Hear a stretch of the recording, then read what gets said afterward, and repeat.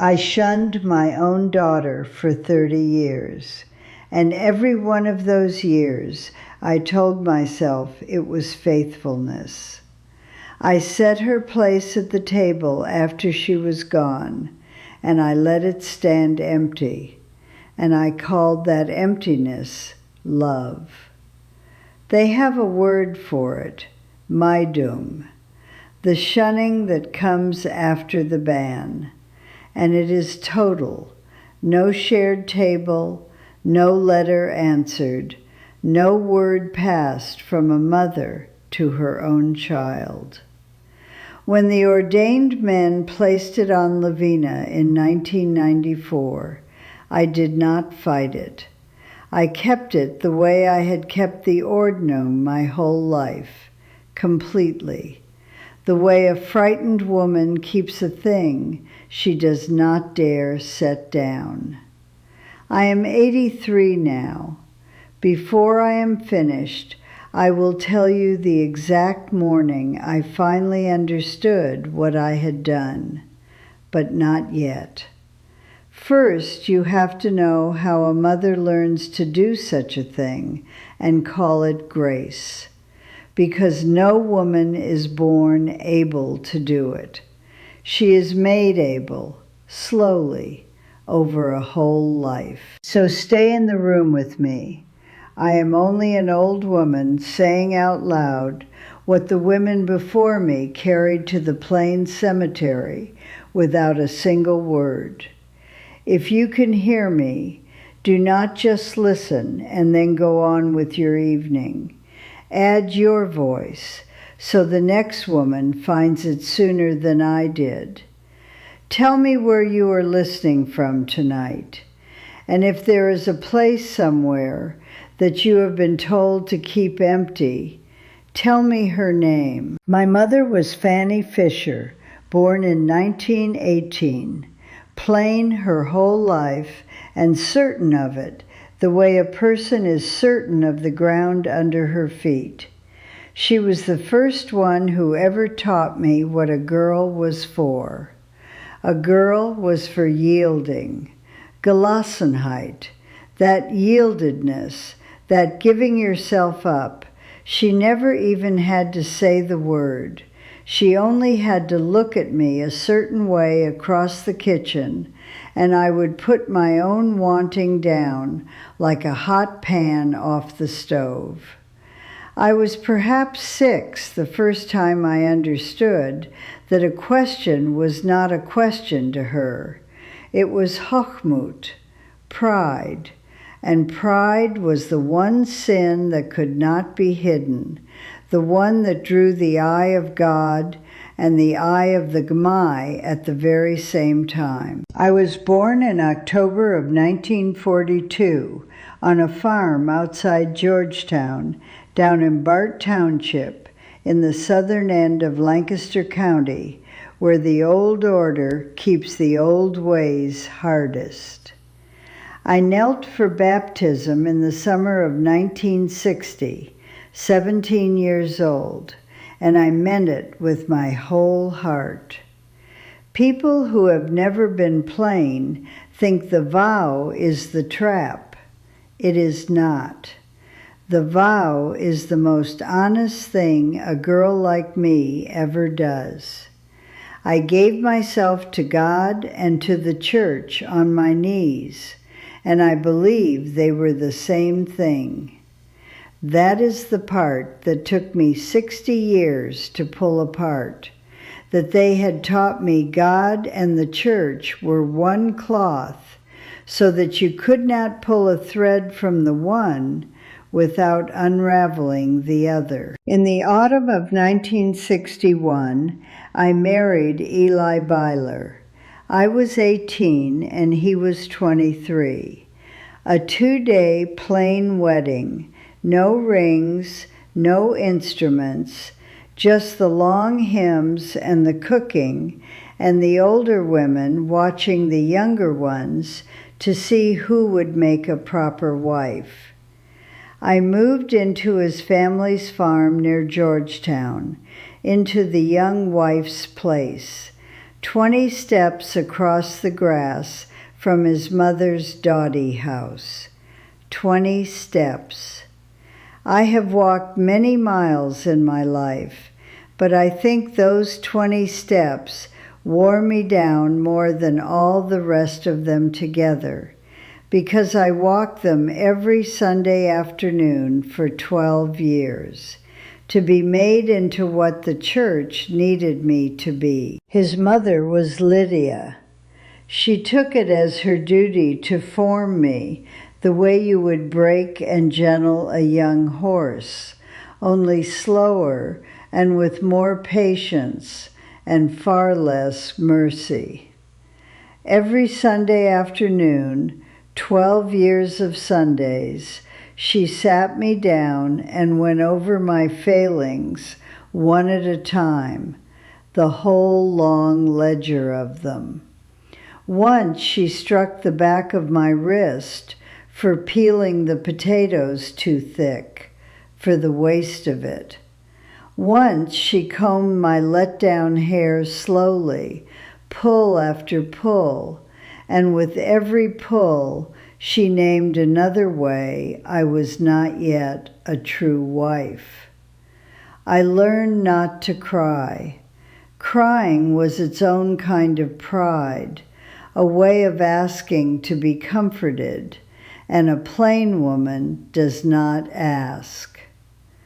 I want to be careful here, because it would be easy to call her cruel. She was not a monster. She was an instrument. She handed down to me the only shape she had ever been given, and she had been given it harder than I was. It was not only Lydia, of course.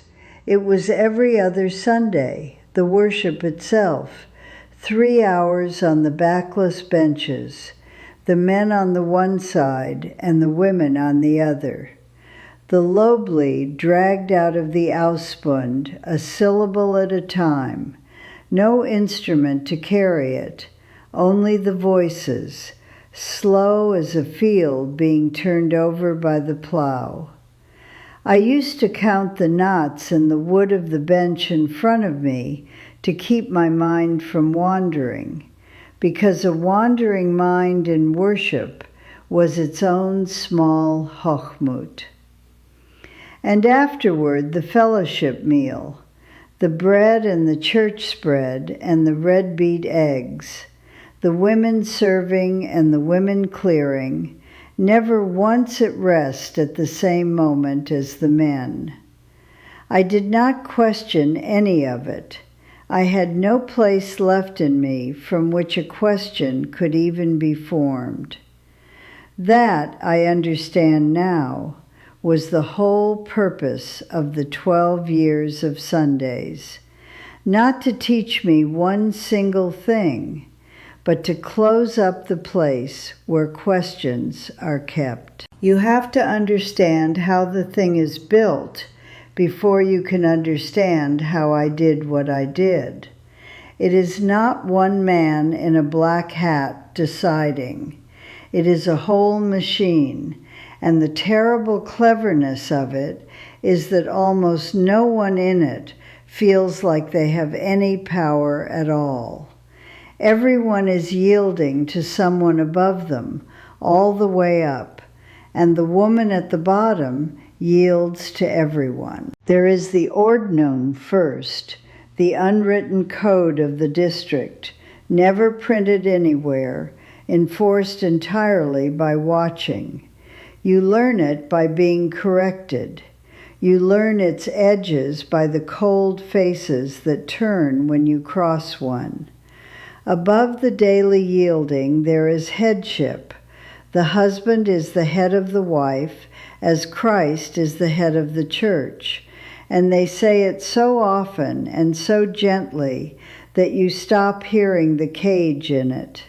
And beneath the headship, holding the whole of it up, is what they ask of the woman: Demut and Gelassenheit, humility and yieldedness, to be low and quiet and unnoticed, to want nothing you cannot first lay down at another's feet. A girl is praised for it before she can even read. And over the whole Gemai are the Diener, the ordained men, chosen by the lot. The lot is a slip of paper tucked into a hymn book. The man who opens to it is the one God has chosen. And who can argue with God's own hand? Eli was caught in the lot around 1972 and made a minister, a Diener Zumbuch, and he preached for nearly 50 years after. He was not the bishop. He was the quiet, certain man the bishop leaned on. I watched the lot fall on him. The nominated men stand, and each one takes a hymn book from the table, and in one of those books is the slip of paper, and the bishop opens each book in his turn. When Eli opened his and the slip was lying there, his face did not change, but his hands did. I saw them from the women's benches. They went white at the knuckle. That is the whole cleverness of the lot. No man chose to rule over us. God chose, they say, and so there is no one to blame, and no one to ask, and nothing at all to be done. A man can be gentle in his own heart, and still carry an order he never once asked for, and handed down the same way it was handed to him. And then there is the part they do not put on the postcards, the ban and the maidum that follows it, excommunication, and then the shunning, total, family and all. I saw it done long before it was ever done by my hand.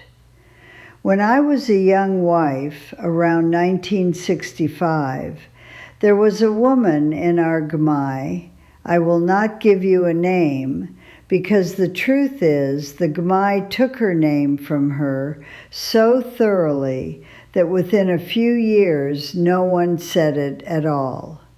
She had done something, or wanted something, or simply would not bend, and the ordained men put the ban on her, and the maidum came down like a barn door. And what I remember is not shouting. There was no shouting.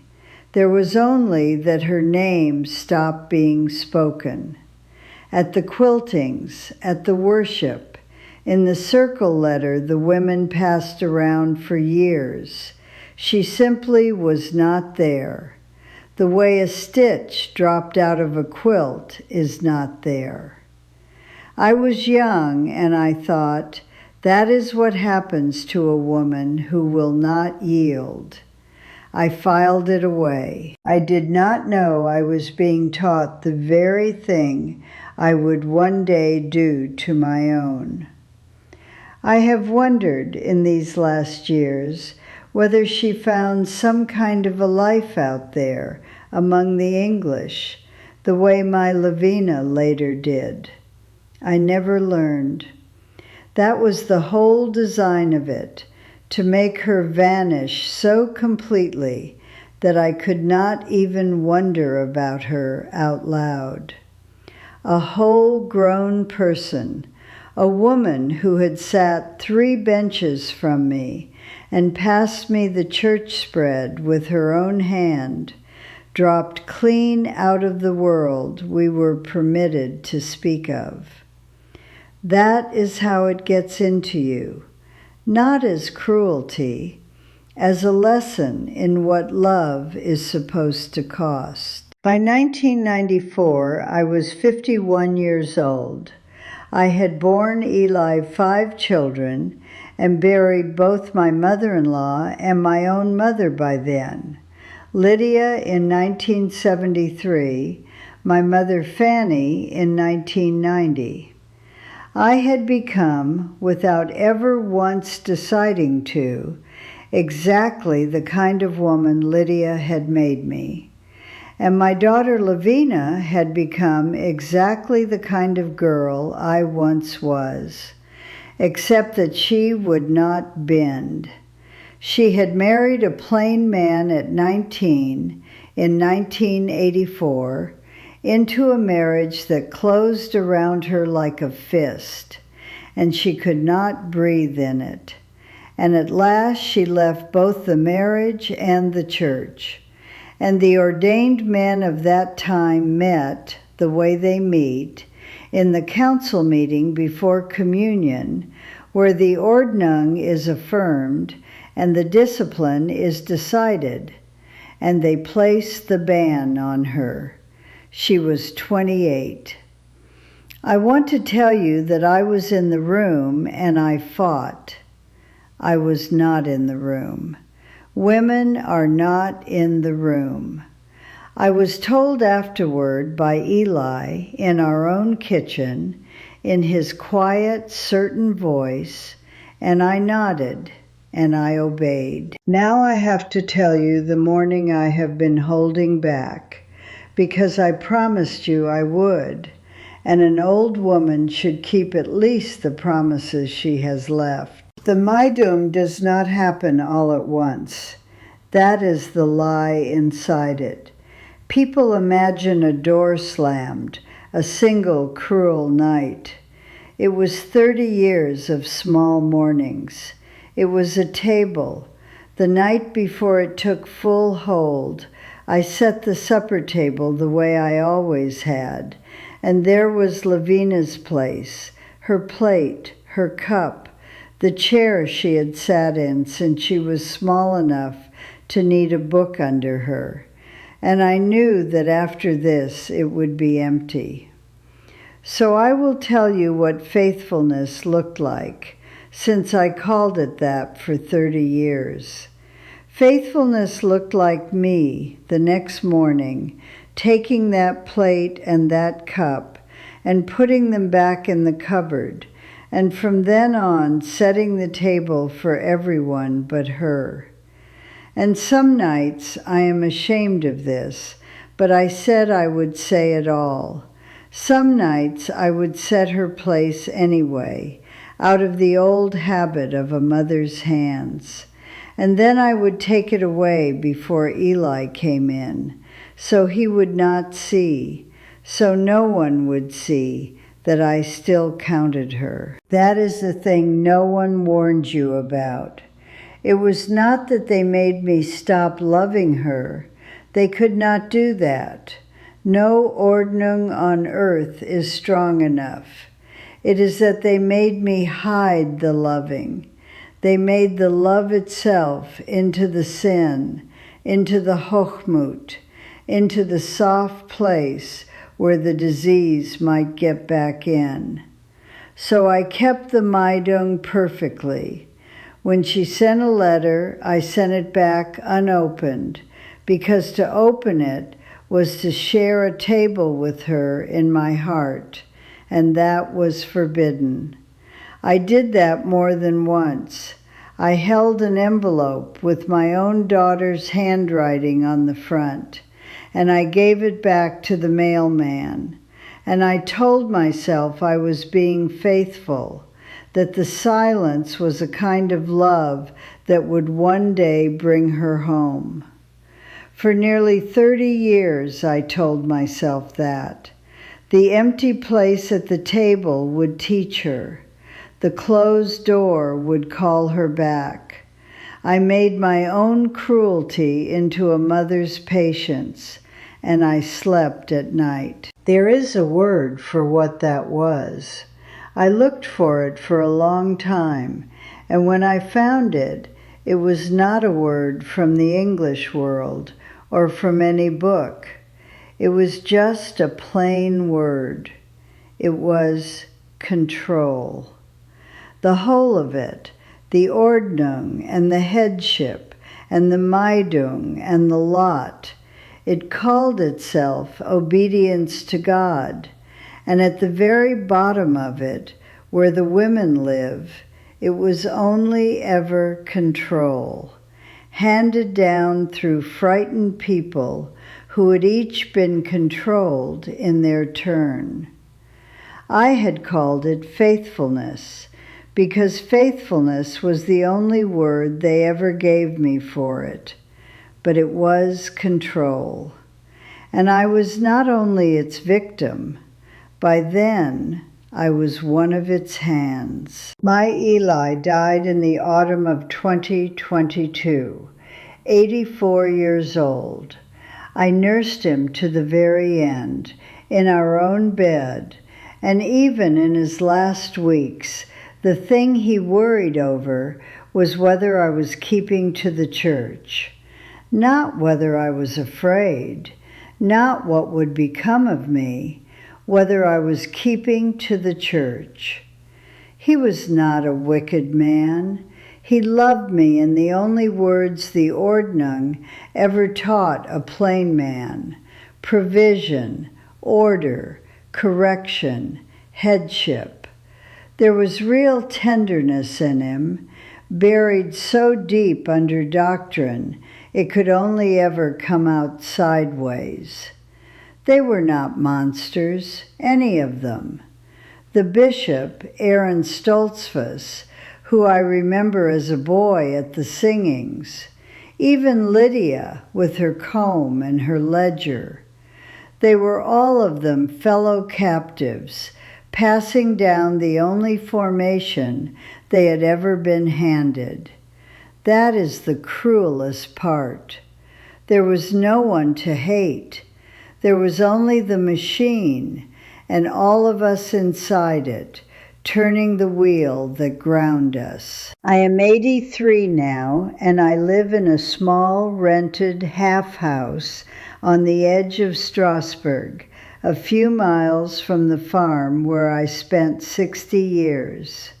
I left at 81. The plain people who shun me now live on these same roads. When their buggies meet me, they turn the other way, and I have learned to let them.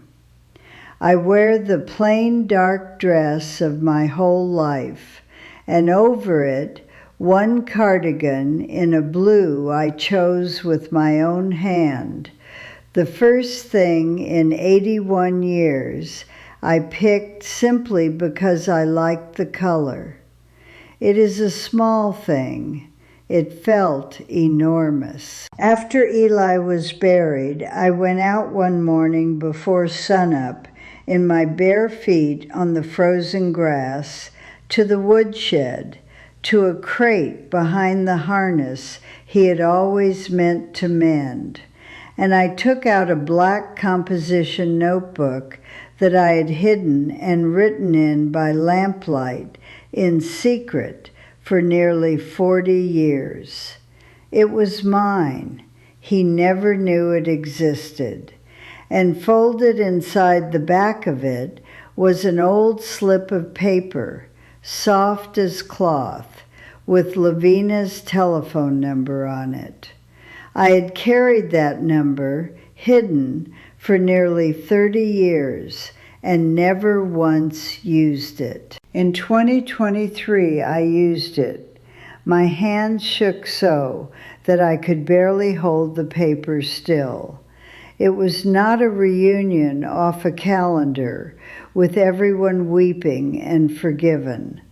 It was an old woman and a daughter she had wounded across 30 years, finding out whether there was anything left to build on. There is something. It is fragile and unfinished and real. I have met my own grandchildren only a handful of times. They were born while I was busy keeping a table empty. Some of what those 30 years took, I cannot give back. But the silence is over, and I was the one who ended it. And that is not nothing. And here is the thing the machine never planned for me to feel. My son Gideon stayed in. He was taken in the lot, like his father, and he is a minister now, walking his father's exact path. When I stopped going to worship, Gideon, gently, dutifully, for my own good, he believes, began to shun his own mother. He sends word through his wife. He does not come himself. So now I sit on the other side of the very door I once held shut against my daughter. The mother who shunned a child is shunned by her son, under the same Maidum, and I cannot even be angry at him, because I know exactly the voice that is speaking in him. It is mine. It is Eli's. It is Lydia's.